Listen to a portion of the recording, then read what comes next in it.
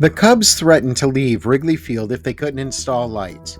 In one wild offseason, Chicago almost lost the team forever. And that's where Schaumburg comes in. Before the Flyers, before the Boomers, before a single seat was bolted into the stands, this quiet suburb held a secret, a contingency plan, a suburban Wrigley 2.0. Our story starts in 1984. The Cubs made the postseason for the first time in nearly 40 years. Wrigley Field was electric, but there was a problem. The National League Championship Series was scheduled for prime time, and Wrigley didn't have lights. Major League Baseball made an exception, allowing daytime playoff games, but behind the scenes, a warning shot had been fired. No lights, no night games, no national TV. If the Cubs ever made the World Series, they might not be allowed to host games at home. That pressure landed squarely on the front office. And by July 4th, 1985, the Cubs owners, the Tribune Company, made a quiet move. They purchased land in Schaumburg, a flat stretch near Elk Grove Village just west of I-355, right off the future Elgin O'Hare Expressway. Wrigleyville residents were still fighting the lights, and General Manager Dallas Green had had enough. He didn't mince words. If you knew me at all, you'd know I don't play, and they're not going to listen until we march our tails to Schaumburg. Local officials pushed back. Nancy Katchik of the group Cubs, Citizens United for Baseball and Sunshine, called it a publicity stunt. Elk Grove Village vowed to stop it with 10,000 voices if needed. But this wasn't just posturing. This was serious. The Cubs were laying down a real contingency plan, not just for the lights debate, but in case the entire relationship with the city fell apart. And it came close. Schaumburg wasn't just a patch of land. It was the escape hatch. And it wasn't a PR stunt. It was Plan B. Be ready, fans. A 1, a 2, a 3. Let there be.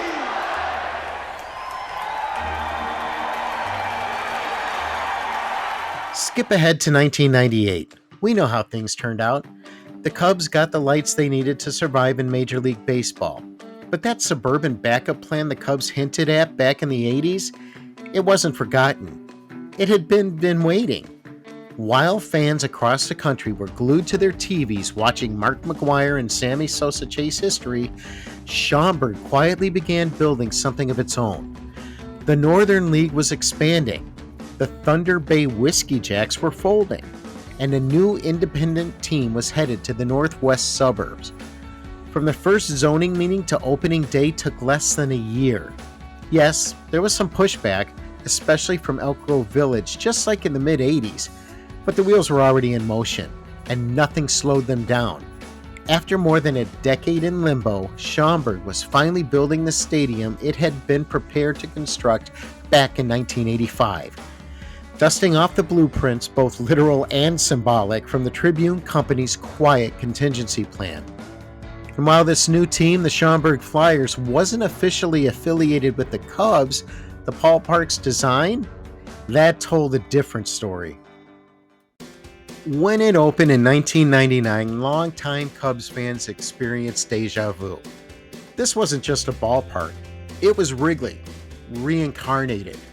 Start with the dimensions. 355 feet to left, 368 feet to both alleys, 400 feet to dead center, 312 feet to right. That's a little shorter than Wrigley's 353. Now the features.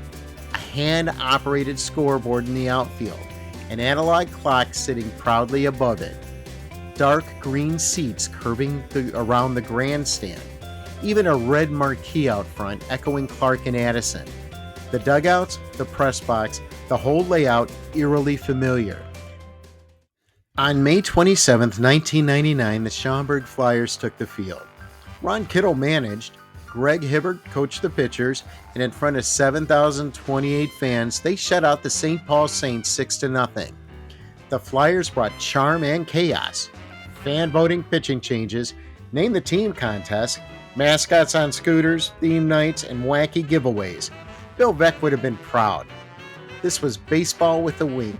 Entertainment first, tradition second. They also launched careers. Israel Alcantara from the Boston Red Sox, Joe Borowski, he was an MLB closer, and Jason Hakami, he was with the Mets and the Royals. But behind the scenes, debt piled up. By 2011, they owed nearly $1 million in rent and taxes. The village evicted them, their assets were sold, and the stadium went quiet. Then, a new sound filled the air. Not a home run, a booming prairie chicken. The Schaumburg Boomers debuted in 2012, named after the bird's mating dance. Their colors were bold, their scoreboard was new, their identity entirely their own. No more Wrigley 2.0, and the wins came quickly. 2013 Frontier League champions, where they were 6-0 in the playoffs. Multiple titles followed. Even MLB talent emerged. Ryan Court, he played for the Mariners. Justin Erasmus, he went to the Australian Professional Baseball League. The Boomers didn't revive the past, they built a future. Then came 2020. The epidemic shut down the Frontier League. MLB needed alternate training sites. And in a twist of fate, it wasn't the Cubs who came calling. It was the Chicago White Sox. For one summer, Wintrust Field hosted Nick Madrigal, Garrett Crochet, and dozens of MLB hopefuls. There were no fans, no walk-up songs, just talent and turf. And Schaumburg delivered once again. Today, Wintrust Field is alive and well. Free parking, affordable tickets, fireworks nights, kids zones, even a new beer garden down the right field line. It's baseball without the chaos, local, intimate, and thriving. A perfect summer night under the Schaumburg lights. Schaumburg never needed to save the Cubs, but it could have. It didn't steal the Sox, but it hosted them when it mattered. It mirrored Wrigley, then moved beyond it. From Dallas Green's threat to the Boomers' championship banners, Wintrust Field is more than a clone. It's a survivor. A field built on doubt, now filled with pride. If you enjoyed this look at Chicago's forgotten safety net, hit like, tap subscribe, and ring the bell for more ballparks and backstories. Until then, keep exploring, keep dreaming, and I'll see you at the next stop.